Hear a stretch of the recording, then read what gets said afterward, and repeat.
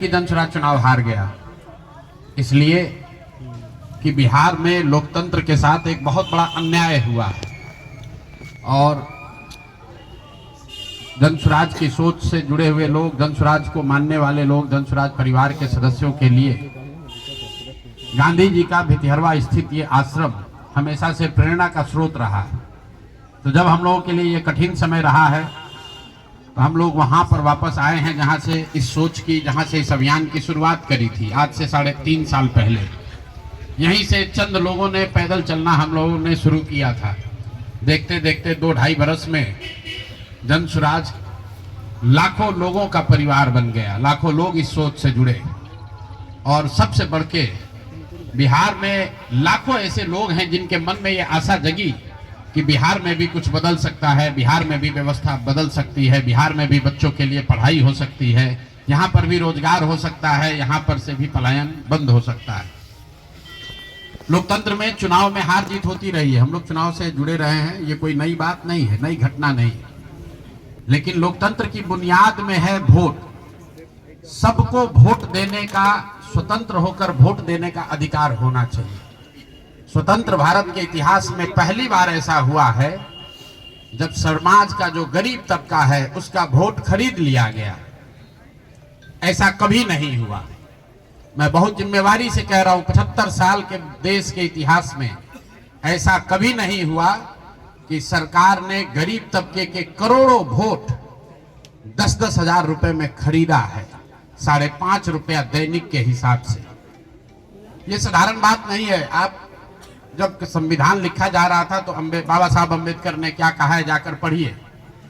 उन्होंने कहा कि मैं देश, आपके जानकारी के लिए बता दूं, भारत उन चंद देशों में है जहां आजादी के बाद पहले दिन से यूनिवर्सल वोटिंग का राइट है कि गरीब से गरीब आदमी भी, अनपढ़ हो, पढ़ा लिखा हो, किसी वर्ग का हो, किसी जाति किसी धर्म का हो, उसको वोट देने का अधिकार है। अमेरिका जैसे देश में अधिकार मिलने में 10 को लग गए। इस देश में यह अधिकार रहा है और बाबा साहब ने कहा कि मैं लोगों को हथियार नहीं, उनको वोट का अधिकार दे रहा हूं और वो वोट के अधिकार से ही पूरी व्यवस्था बनती चलती है। सरकार चुनाव के पहले योजना निकालती है कि जो लोग भी गरीब हैं, जो लोग, आप जो कैबिनेट का डिसीजन है उसको पढ़िए, उसमें लिखा गया है कि जो लोग भी इनकम टैक्स नहीं देते हैं और जो सरकारी नौकरी नहीं करते हैं, वो सारे परिवार के लोग, उनको 2-2 लाख रुपया दिया जाएगा रोजगार करने के लिए और फिर अगले 1 महीने तक सरकारी व्यवस्था लगाकर महिलाओं को 10-10 हजार रुपए देकर उनका वोट खरीदा जाता है। उनके पीछे सरकार की व्यवस्था लगती है, वो पैसा लेकर बदल ना जाए। उनको जीविका के समूहों से जोड़ा गया, उनको जीविका की दीदियों को उनके पीछे लगाया गया कि भाई तुम जाकर इसी पर वोट करना। वो ये हुआ है तब आपको ये प्रचंड बहुमत दिख रहा है। कल गांधी मैदान में लोग शपथ ले रहे हैं, शुचिता की शपथ ले रहे हो। हम लोग नीतीश कुमार को ईमानदार व्यक्ति मानते हैं। मैं व्यक्तिगत तौर पर उनसे जुड़ा रहा हूं, व्यक्तिगत तौर पर ईमानदार। लेकिन ये ईमानदारी की कौन सी परिभाषा है? सिर्फ कॉन्ट्रैक्टर से और ट्रांसफर पोस्टिंग में पैसा लेना ही बेईमानी नहीं है। संविधान में जो बात लिखी गई है उसकी अवहेलना भी बेईमानी है। और ये सिर्फ बिहार का मसला नहीं है। मैं आपके जरिए पूरे देश के लोगों को ये बताना चाहता हूं, ये बिहार के चुनाव के परिणाम, आप इसको गंभीरता से लीजिए। ये जनसुराज का मामला नहीं है। अगर ये चीज अलाउ कर दी जाए तो देश से लोकतंत्र खत्म हो जाएगा। कोई भी दल जो सत्ता में है वो कभी चुनाव ही नहीं हारेगा। किसी भी सरकार के लिए 15, 20, 30 हजार करोड़ रुपया कहीं से कर्ज लेकर भी लोगों से को बांटने में कोई दिक्कत नहीं, कोई कर सकता है। आप देखिए बिहार सरकार के पास पैसा नहीं था, कंटीजेंसी फंड से पैसा डाइवर्ट करके, वर्ल्ड बैंक का पैसा जो दूसरे काम के लिए था उसको डाइवर्ट करके ये वोट खरीदा गया। और मैं बिल्कुल गंभीरता से दावे के साथ कह रहा हूं, कैमरे पर कह रहा हूं कि सरकार ने ये 10-10 हजार रुपए में वोट खरीदा है। अगर मैं गलत कह रहा हूं तो सरकार हम पर केस कर दे, हमको जेल में डाल दे, पीछे हटने वाले नहीं। गांधी जी ने जब अहिंसा की परिभाषा लिखी है तो उसमें लिखा है कि अन्याय का प्रतिकार होना चाहिए। हमारा कोई द्वेष नहीं, हमारा कोई झगड़ा नहीं, हमारी कोई लड़ाई नहीं है, लेकिन ये अन्याय है। ये अन्याय जनसुराज के लिए नहीं है, राजनीतिक दलों के साथ नहीं है, कैंडिडेट के साथ नहीं है जो जीते और हारे।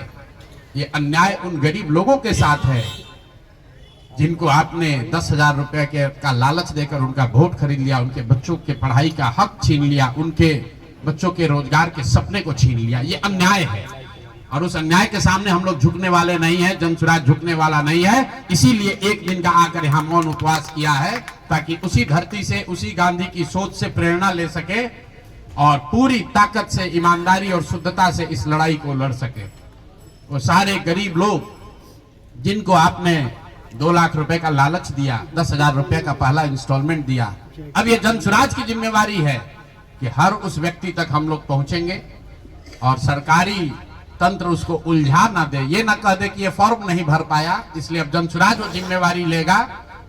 हर वो महिला जिसको 10,000 रुपया दिया गया और ये कहा गया कि अगर आप ये फॉर्म भरिएगा तो आगे आपको 2 लाख रुपए की मदद मिलेगी, अब जनसुराज वो जिम्मा उठाता है। आने वाले 1 साल 1.5 साल तक घर घर जाएंगे और आपके माध्यम से उन सारी महिलाओं को ये बताना चाहता हूं कि आप घबराइए नहीं। सरकार के अफसर आपको कहेंगे कि आप जो सरकारी शर्तें हैं उसको पूरा नहीं कर रही है। आपको 10,000 रुपए देते समय कोई शर्त नहीं रखा गया, लेकिन अब आगे क्योंकि आपसे वोट लेना था, आपसे वोट खरीदना था, अब 2 लाख रुपए देना है तो आपको सरकारी अफसर शर्त की बात करेंगे। तो सरकारी शर्तों के हिसाब से जो यहाँ के ग्रामीण विकास मंत्रालय ने जो शर्त जारी किए हैं, उस शर्तों के हिसाब से, उसके मुताबिक बिहार की 1.5 करोड़ महिलाओं से फॉर्म भरवाकर सरकार को जमा कराने का जिम्मा अब जनसुराज के साथियों का है। हम लोग उन घरों तक जाएंगे और आपके सामने ये घोषणा कर रहे हैं, 15 जनवरी के बाद जनसुराज की ओर से सारा जनसुराज परिवार हम लोग घर घर जाएंगे। इस राज्य के 1,18,000 वार्ड में हम लोग बैठकें करेंगे और बिहार के उन लोगों को जिनको ये पैसा देकर वोट खरीदा गया है उनसे वो फॉर्म भरवाएंगे। सरकार की जो योजना की शर्तें हैं उसके हिसाब से वो कागज जमा कराएंगे ताकि उनको या तो 2 लाख रुपए मिले या फिर भविष्य के लिए उनको समझ में आ जाए कि कभी गलती से भी वोट बेचना नहीं है, किसी भी लालच में नहीं पड़ना है, क्योंकि आज हुआ है, ये तो 5 वर्ष के बाद भी हो सकता है। इसलिए दोनों काम करना है। उन लोगों के साथ जब हम लोग बैठेंगे तो उन्हें ये बताएंगे कि देखो, जो 10,000 रुपए देकर तुम्हारा वोट खरीद लिया, अब वो तुम्हें 2 लाख रुपया नहीं देगा। तो उनको ये समझ भी होगी, सरकार की जवाबदेही भी तय होगी और आगे भविष्य में ऐसा न दोहराया जाए ये भी होगा। इसलिए 15 जनवरी से जनसुराज की ओर से 1,18,000 वार्डों में और 550 प्रखंडों में ये बिहार नव निर्माण संकल्प अभियान शुरू किया जाएगा, जिसमें मैं स्वयं और मेरे जनसुराज के सभी साथी अगले 15 से 18 महीने, 1.5 बरस सब कुछ भूलकर हम लोग हर गांव, हर प्रखंड, हर वार्ड, हर घर तक पहुंचेंगे और हर उस व्यक्ति के साथ जिसके साथ अन्याय हुआ है उसके साथ खड़े होंगे, उसकी मदद करने की कोशिश करेंगे। और हर वार्ड में 1,18,000 वार्ड में ये कार्यक्रम को आयोजित किया जाएगा, लोगों की मदद की जाएगी। और अगर सरकार ने पैसा नहीं दिया तो हर प्रखंड में मैं 1 दिन बिताऊंगा, अगले 20 महीने हर प्रखंड में 1 दिन बिताऊंगा उन सारे लोगों के साथ, उन सरकारी ऑफिसेज का, उन सरकारी अफसरों का, उन विभागों का, उन पदाधिकारियों के साथ उनका घेराव होगा जिन लोगों ने सरकार की मदद की है इस वोट को खरीदने में। ये बात यहाँ खत्म नहीं होने वाली है, ये बात यहाँ खत्म होने वाली नहीं। मैं यहाँ इसलिए भी बैठा था कि 2 और संशय रहे। लोगों ने कहा कि बिहार में आपने इतना बड़ा प्रयास किया, लोग बिक गए, जातियों में बट गए, हिंदू मुसलमान बनकर वोट दे दिया, तो क्या बिहार में समाज में इसको कभी किया जा सकता है? मेरा अभी भी मानना है कि बिल्कुल बिहार के समाज में वो ताकत है।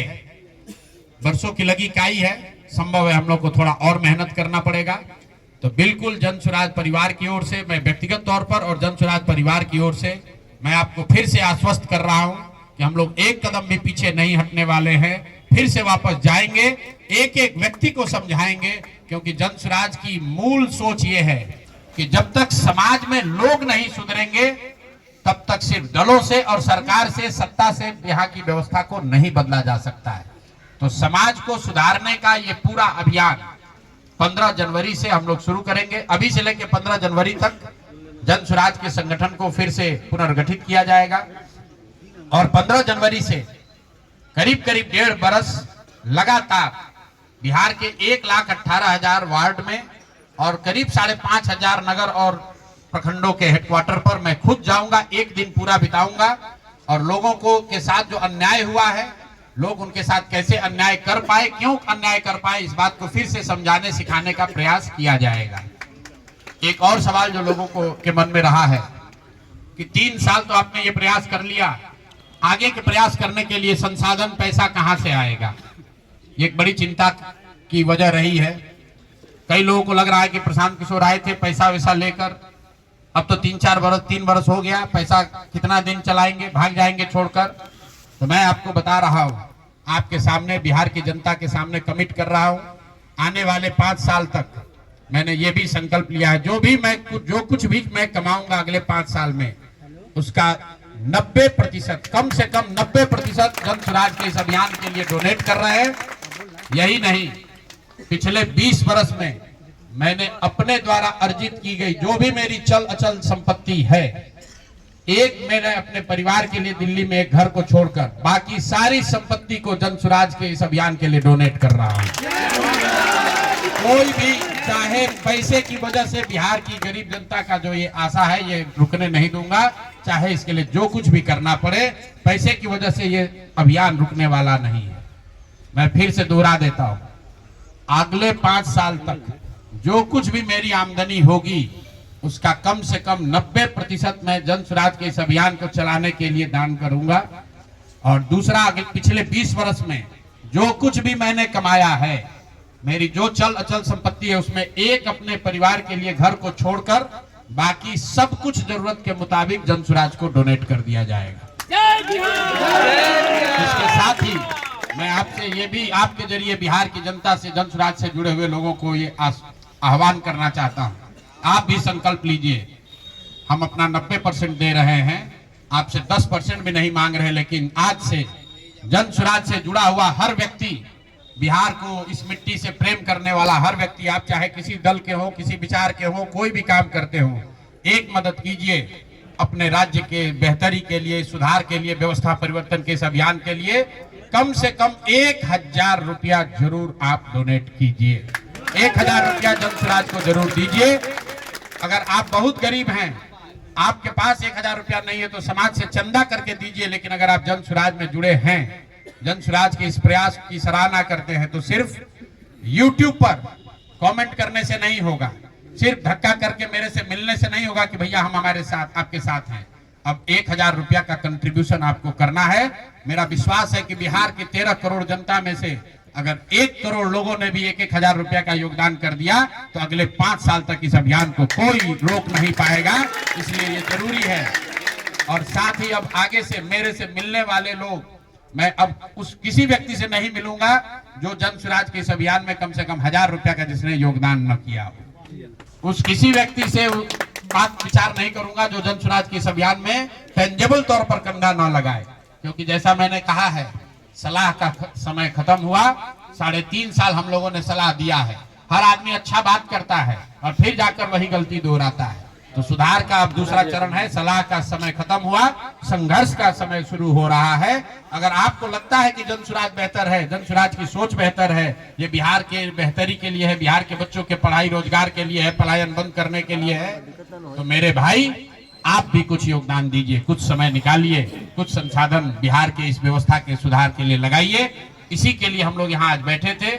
आज एक दिन का ये कार्यक्रम खत्म हुआ। 15 जनवरी से हम लोग फिर से पूरी ताकत, ईमानदारी और शुद्धता से बिहार के हर उस वार्ड में, 1,18,000 वार्ड में पहुंचेंगे, हर उस प्रखंड में पहुंचेंगे जहां पर लोगों के साथ अन्याय हुआ है, लोगों के साथ सरकार ने छल किया है। सिर्फ वोट का छल नहीं किया है। कल सरकार बनी है, देखिए लोगों के मुंह पर सरकार ने तमाचा लगाया है।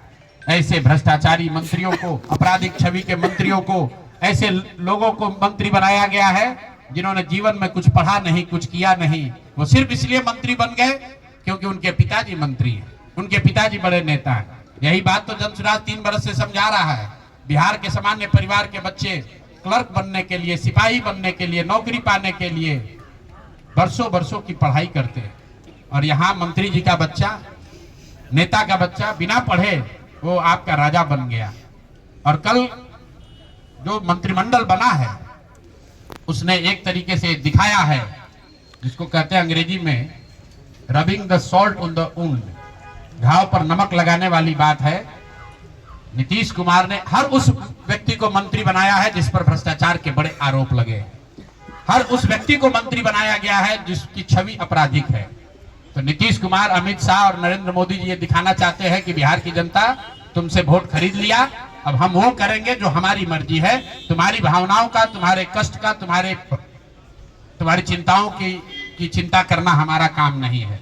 तो जन स्वराज उसके विरोध में खड़ा है, दल के तौर पर खड़ा है, सामाजिक व्यवस्था के तौर पर खड़ा है, सोच के तौर पर खड़ा है।